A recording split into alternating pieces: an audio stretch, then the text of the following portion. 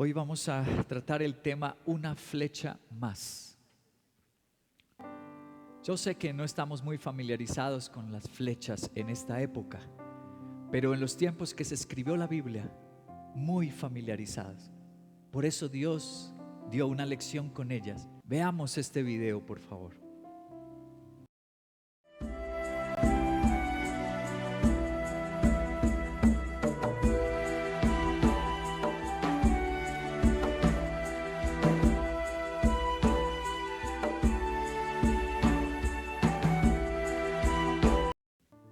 Una época donde el uso de los arcos y la arquería era común. Hoy los niños juegan al fútbol, o los niños juegan al tenis, pero en aquel tiempo jugaba cada niño a hacerse un arco. Este era su tema, era un tema de supervivencia, era un tema de protección, era un elemento absolutamente esencial para la vida de los humanos durante muchos años. Aquí viene Dios a darnos una tremenda lección, una flecha más. ¿A quién se lo dijo? Segunda de Reyes, capítulo 13, verso 14 en adelante. Cuando Eliseo cayó enfermo de muerte, Joás, el rey de Israel, fue a verlo. Echándose sobre él lloró y exclamó: Padre mío, carro y fuerza conductora de Israel. Eliseo le dijo: consigue un arco y varias flechas. Joás así lo hizo. Luego Eliseo le dijo: empuña el arco. Cuando el rey empuñó el arco, Eliseo puso las manos sobre las del rey y le dijo: abre la ventana que da hacia el oriente. Joás abrió y Eliseo le ordenó: dispara. Así lo hizo. Entonces Eliseo declaró: flecha victoriosa del Señor, flecha victoriosa contra Siria. Tú vas a derrotar a los sirios en Afec hasta acabar con ellos. Así que toma las flechas, añadió. El rey las tomó y Eliseo le ordenó: golpea el suelo. Joás golpeó el suelo 3 veces y se detuvo. Ante eso, el hombre de Dios se enojó y le dijo: debiste haber golpeado el suelo 5 o 6 veces. Entonces habrías derrotado a los sirios hasta acabar con ellos. Pero ahora los derrotarás solo 3 veces.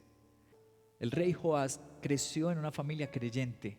Fue a la iglesia, oyó la palabra de Dios, vio a los profetas como Eliseo ser respaldados por Dios y Dios hacer milagros a través de las manos de ellos y de la palabra de ellos. Y va a visitar a este hombre de Dios que está enfermo, está moribundo. ¿Cuántos saben que las pruebas vienen a los hombres también más ungidos de este mundo? Este hombre era un ungido, pero Dios no le salvó de la enfermedad. Se enfermó y murió enfermo. Dios no lo sanó. Y estando allí moribundo, este rey Joás dice: yo voy a honrar al hombre de Dios y voy a pedirle una bendición. Porque él es un padre de esta nación, es un padre espiritual. Voy a pedirle una bendición.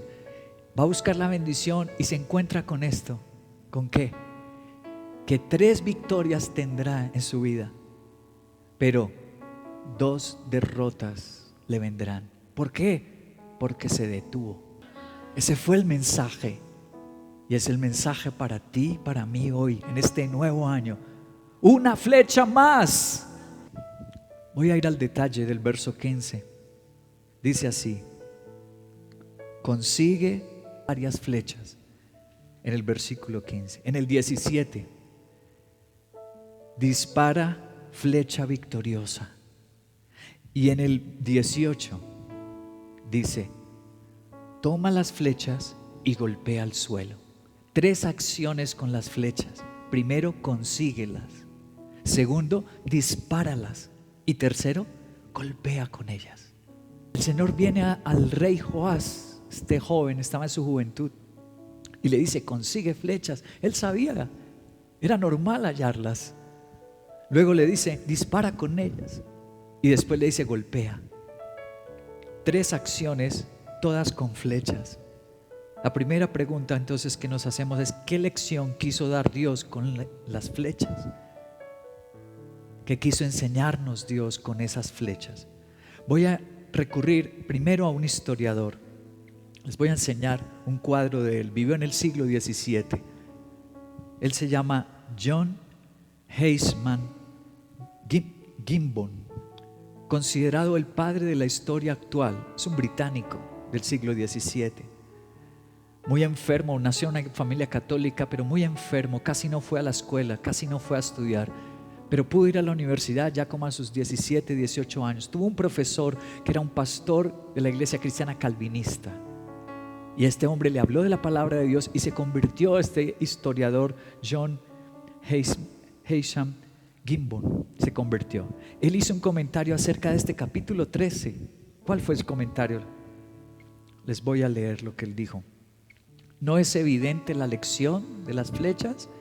Golpear solo 3 veces y detenerse, solo hacer la mitad, no esforzarse hasta el gran final con gran fe y propósito inflexible.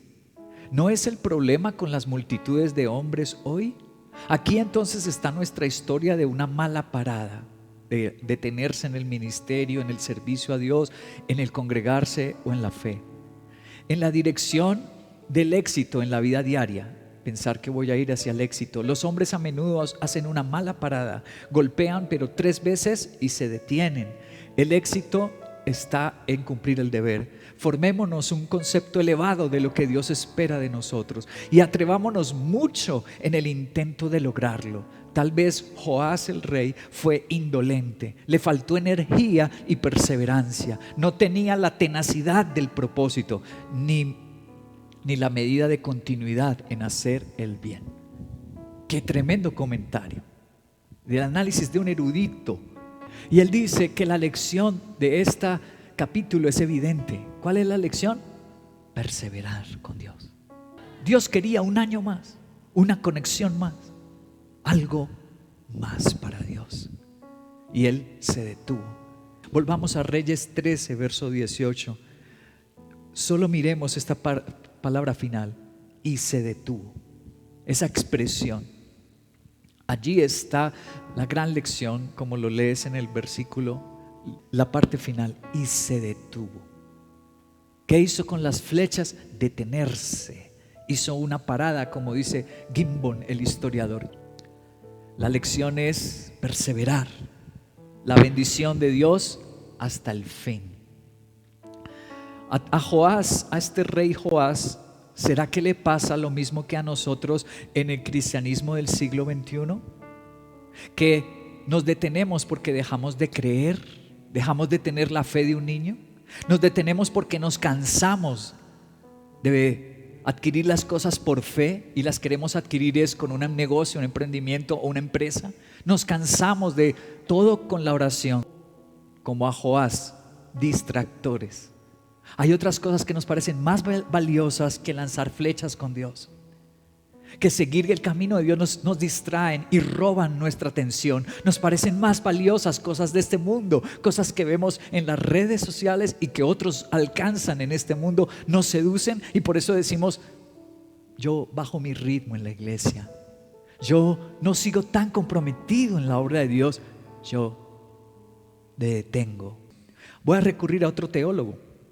A este es teólogo, George Campbell Morgan. De él he hablado muchas veces. Siglo XIX, inglés, muy enfermo nació. Eso lo hizo dedicarse al estudio, porque era enfermo, quería ir al ejército y no pudo. Quería hacer varias cosas físicas y no lo logró. Entonces se dedicó a estudiar, se consagró a Dios. Fue doctor en divinidades para su época. Fue algo grandioso del siglo XIX. Y escribió más de 80 obras literarias. Un gran hombre erudito. ¿Qué dijo él sobre el capítulo 13? Él dijo esto: es algo solemne que nosotros, por nuestra voluntad sin valor, por nuestra flácida falta de propósito, por nuestra blanda indecisión, podamos frustrar el propósito de Dios Todopoderoso y continuar viviendo vidas muy por debajo de nuestro privilegio, de lo que Dios tiene para mí. Golpeemos y golpeemos, golpeemos y otra vez golpeemos, hasta que toda pasión malvada, hasta que todo apetito maligno, hasta que todo pecado que nos asedia sea herido de muerte en nuestros corazones y sea Jesús coronado Señor sobre todo. Sí, ¿cuál será esa flecha? Solo Dios y tú lo saben. ¿A qué te llamó? Vamos a Apocalipsis capítulo 2, versículo 21 al 26. Le he dado tiempo para que se arrepienta de su inmoralidad, pero ella no quiere hacerlo. Por eso la voy a postrar en un lecho de dolor. A los que cometen adulterio con ella los haré sufrir terriblemente, a menos que se arrepientan de lo que aprendieron de ella. A los hijos de esa mujer los heriré de muerte. Así sabrán todas las iglesias que yo soy el que escudriña la mente y el corazón. Y a cada uno de ustedes lo trataré de acuerdo con sus obras. Ahora, el resto de los que están en Tiatira, es decir, a ustedes que no siguen esa enseñanza, ni han aprendido los malos llamados profundos secretos de Satanás, les digo que ya no les impondré ninguna otra carga. Eso sí, retengan con firmeza lo que tienen hasta que yo venga. Al que salga vencedor y cumpla mi voluntad, ¿hasta cuándo? Hasta el fin le daré autoridad sobre las naciones. En el versículo 24 y en el versículo 26 están dos promesas. Y la promesa es: ya no les impondré carga. Y la promesa es: les daré autoridad sobre las naciones. Y dice la condición es hasta el fin. Que persevere ¿hasta cuándo? Hasta que yo vuelva, dijo Jesús. Hasta que yo venga a llevarte de esta tierra, hasta que vayas al cielo prometido. Es lo que dice, ya no a un rey en el Antiguo Testamento llamado Joás, sino que este es un mensaje a todas las iglesias. Dios dice: esta es una lección que quiero darle a todas las iglesias. Lo que Dios le dijo a un rey, no lo dice a todos los cristianos. Las promesas que le hizo a un rey, le dijo: tú vas a vencer una nación que es la nación de Siria. Pero a la iglesia nos dice: tú vas a tener autoridad y victoria en todas las naciones. No importa si nos vamos a vivir a la China, si perseveramos en este ministerio y llamado sagrado, mi Señor me va a bendecir hasta el fin. Si yo persevero hasta el fin. Quiero recordar a un navegante. ¿Les gusta la navegación? ¿Les gusta el océano o el mar? Voy a recordar a un navegante. Hazte una arca de madera de ciprés. Harás el arca con compartimientos y la calafatearás por dentro y por fuera con brea.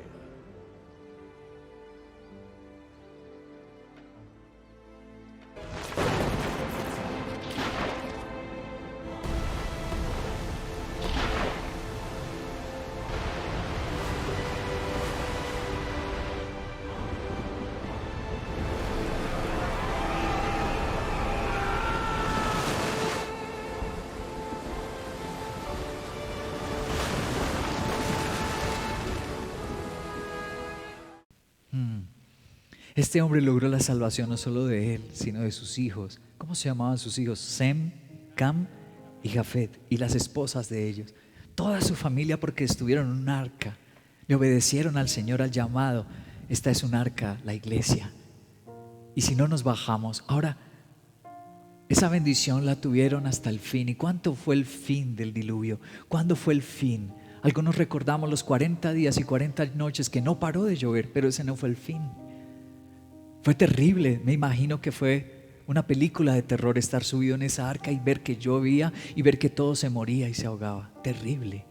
El Génesis 7:11 dice así: cuando Noé tenía 600 años, precisamente en el día 17 del mes segundo, se reventaron las fuentes del mar profundo y se abrieron las compuertas del cielo. ¿Cuántos años tenía Noé? 600. ¿Qué mes era? El mes segundo. Ahora vamos al siguiente capítulo, capítulo 8, versículo 13 al 16. Dice así: Noé tenía 601 años cuando las aguas se secaron. El primer día del mes de ese año, Noé quitó la cubierta del arca, vio que la tierra estaba seca. Para el día 27 ¿de qué mes? Segundo mes, la tierra ya estaba completamente seca. Entonces Dios le dijo a Noé: sal del arca junto con tus hijos, tu esposa y tus nueras. ¿Cuánto duró? 1 año y unos días. ¿No te imaginas que para Noé fue difícil un día más? Quisiéramos que: Señor, dame la bendición ya y yo sigo. Dios dice: no, sigue y al final te la doy. Y le dijo Eliseo: si hubiera sido con Dios hasta el fin, la hubiera recibido completa la bendición. Quiero recordar a una pareja del Nuevo Testamento, un par de enamorados. Querían tener su sueño de un matrimonio feliz, pero enfrentaron problemas. Al tercer día se celebró una boda.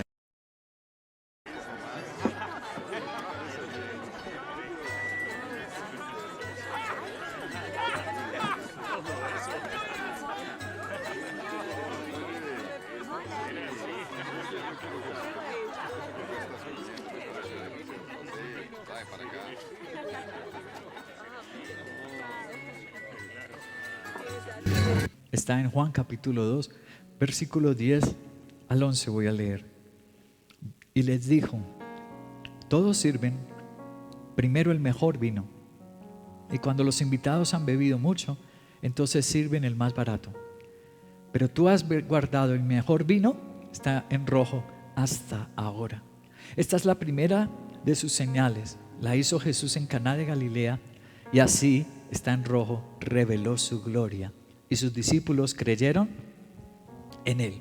¿Cuándo hizo el milagro en esa pareja? ¿Al comienzo? Y cuando esta pareja soportó y esperó, como dijo María, háganle caso a Jesús. Lo que Él diga, háganlo.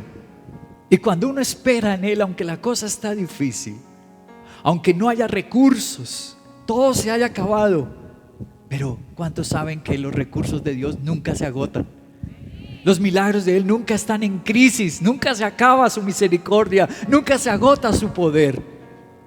Yo me puedo acabar, mis recursos se pueden acabar, pero los de Dios jamás. Él es fuente inagotable y eterna de toda bendición. Pero cuando decidimos voy a perseverar con Dios, Dios se compromete en que al final revelará su gloria. La segunda pregunta que vamos a hacernos esta mañana es: ¿qué impidió dar a Dios una flecha más? Voy a reflexionar con otro teólogo. Este también es inglés, del siglo XVII. John Hill dijo lo siguiente: dejé de tirar las flechas porque no pensé que sirviera de algo. Él dice que este fue el pensamiento posiblemente del rey Joás.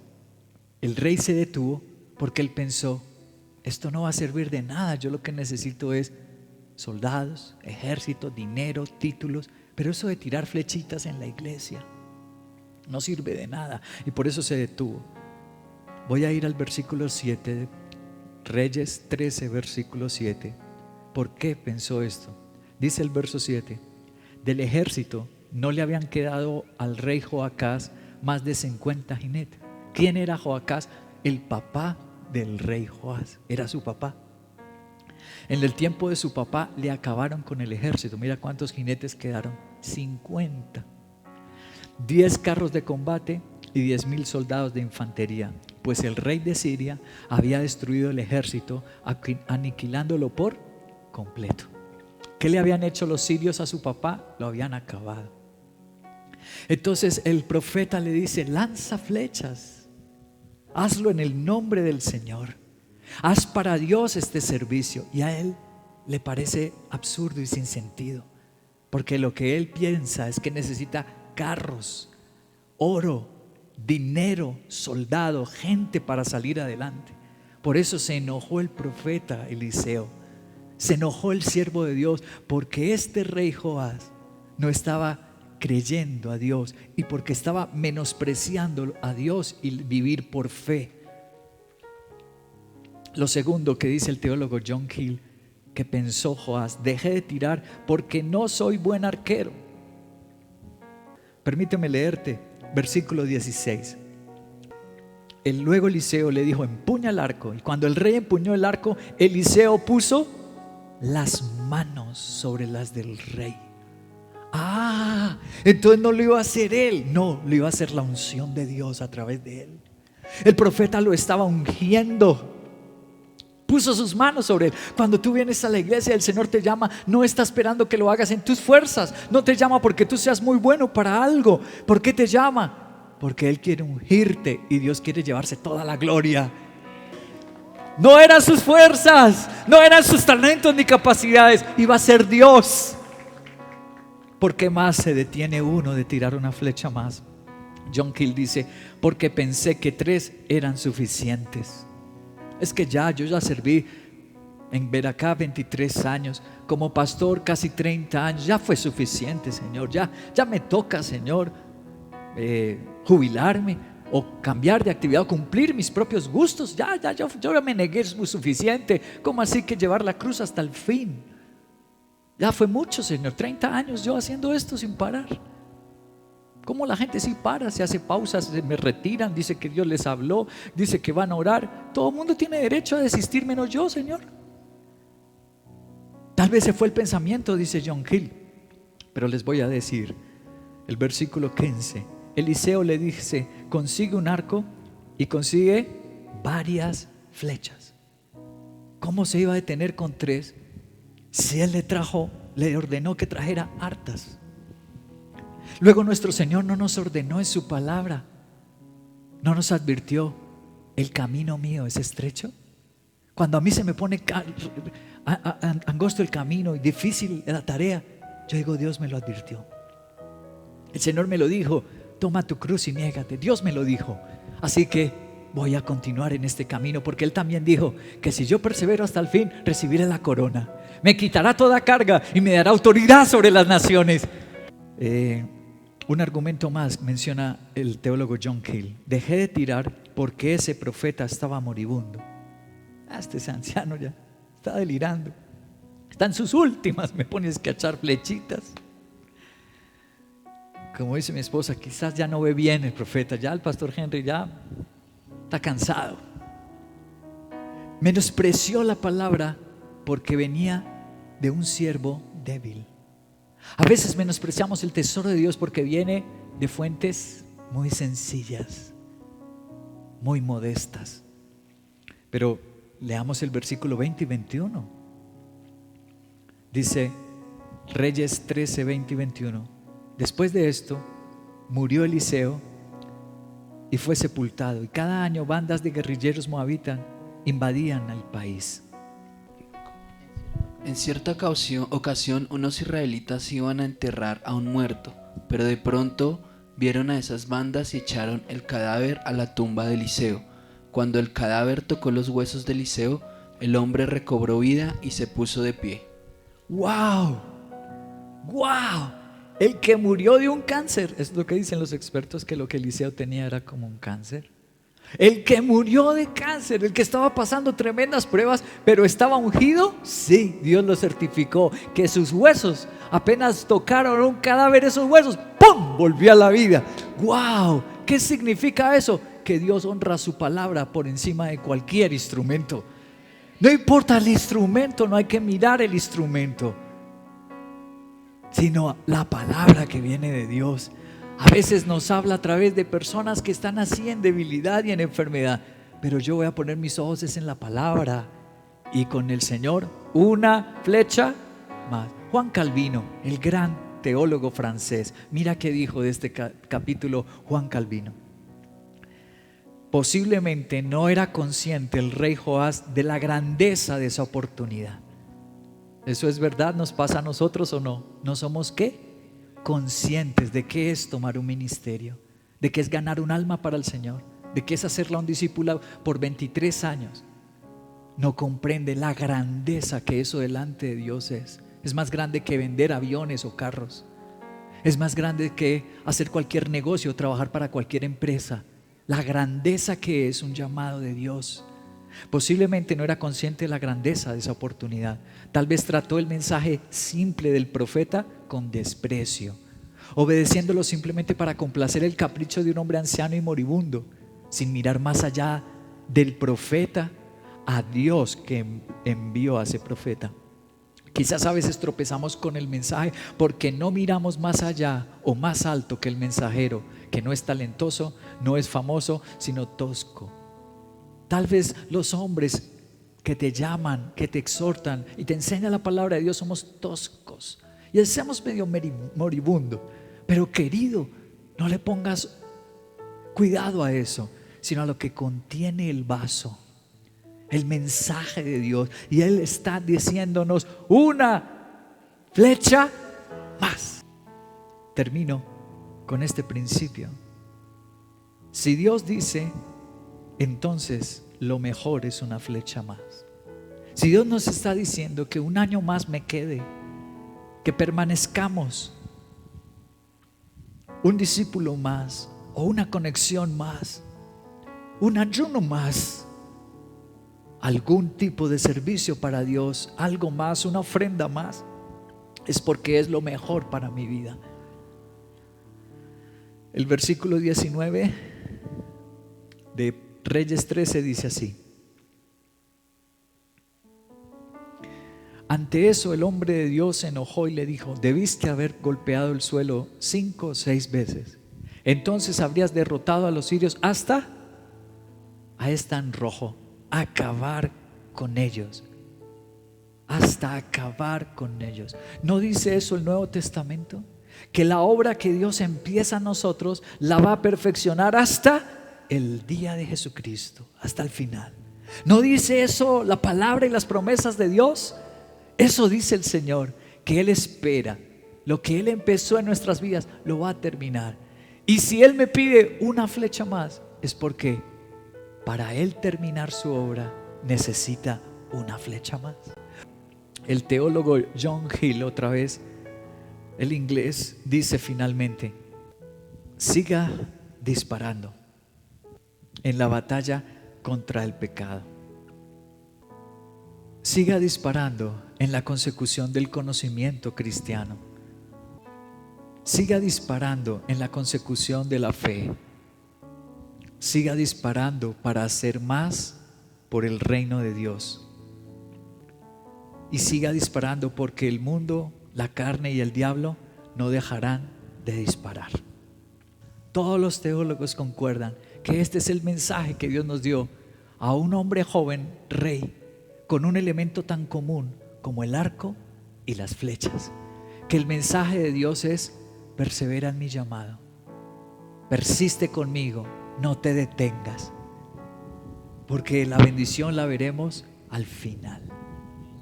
Hay una historia de los misioneros contemporáneos de los últimos años que han tocado mi corazón, que me enamoró su historia.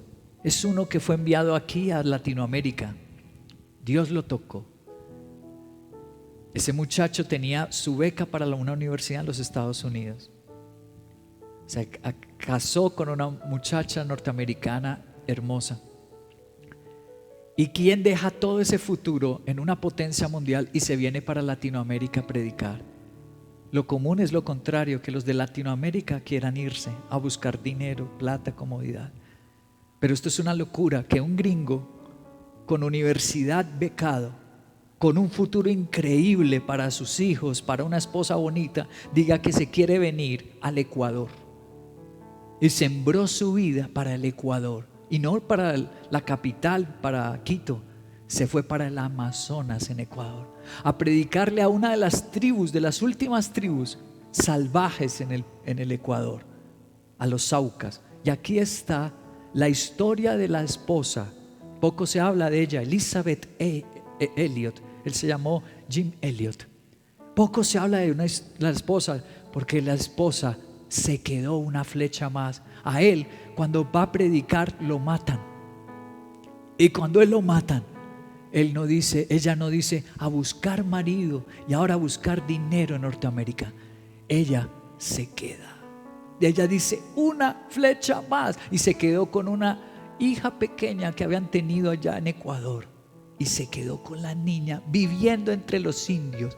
Aquí está un pequeño resumen. Se lo han hecho la BBC de Londres. Ha capturado la atención del mundo entero la historia de estos misioneros. Aquí está uno de los documentales. Elizabeth, conocida cariñosamente como Betty entre su familia y amigos, creció en un hogar piadoso que le brindó seguridad. Con el tiempo creció en su corazón la semilla de dedicarse al trabajo misionero. Al campo misionero. La tarea de Elizabeth fue con los indios colorados de la selva occidental. Jim comenzó a trabajar con los indios quechua del área de la selva oriental, los Guaraní. En 1955 se hicieron planes para contactar a esta apartada tribu. Estos planes incluyeron vuelos de reconocimiento aéreo con Nate Saint, piloto de la Mission Aviation, con regalos para los indígenas. Rudimentos del idioma guaraní fueron estudiados y transmitidos desde el avión durante estos contactos. El 2 de enero de 1956, Saint y Elliot, con Peter Fleming, Roger Juderiant y Ed Macaulay, aterrizaron en el río Curaray y establecieron un campamento.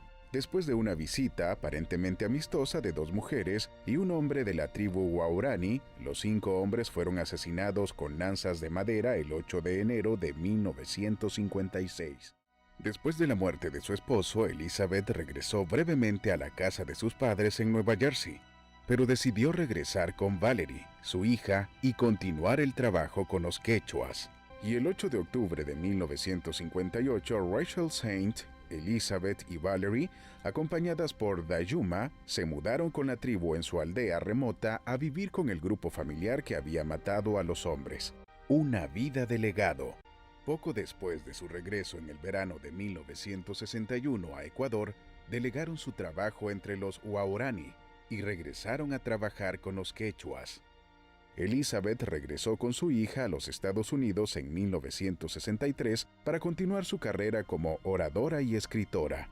Elizabeth se hizo muy conocida en el mundo evangélico gracias a sus libros y conferencias, pero por sobre todo a su gran testimonio de valentía y entrega a la voluntad de Dios.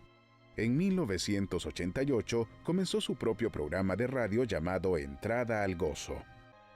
Después de 13 años, Elizabeth se retiró de Entrada al Gozo.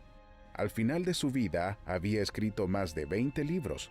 Había sido una de las conferencistas más influyentes de su tiempo, conductora de un programa radial y con películas acerca de su ministerio misionero. Elizabeth era una mujer usada por Dios de manera particular. Esta gran mujer partió a casa para estar con su amado Salvador el 15 de junio del 2015. ¡Wow! Se convirtieron los Guarani o los Aucas en su lengua. Aucas se convirtieron a Cristo. El jefe de la tribu dijo que era su deber adoptar a esa niña porque habían matado a su papá. Y cuando el jefe se convierte, todos los demás se convirtieron. Nació un ministerio impresionante, como han escuchado. Todo ese fruto, porque a pesar de una pérdida, ella dice, una flecha más se devolvió y sembró su vida en las flechas que Dios le llamaba Suramérica, Ecuador con los indios. ¿Cuál es tu llamado sagrado? Solo Dios y tú lo saben. ¿A qué te llamó Dios al ponerte en Misión Cristiana Veracá? Al hacerte nacer en Colombia. ¿Para qué nos llamó Dios? Y hoy el mensaje suyo a través de mi boca es una flecha más. ¿Y qué? Nos dará la victoria nuestro Dios. Nos restaurará por completo y quitará la carga de nuestros hombros. Déjalo entrar a tu espíritu, la voz del Espíritu Santo que te dice, hijo, hija, persevera. Portar lo difícil, lo adverso, lo grande, aún lo doloroso. Con Dios todo puede cambiar. Misión Veracá. Porque con Dios todo puede cambiar.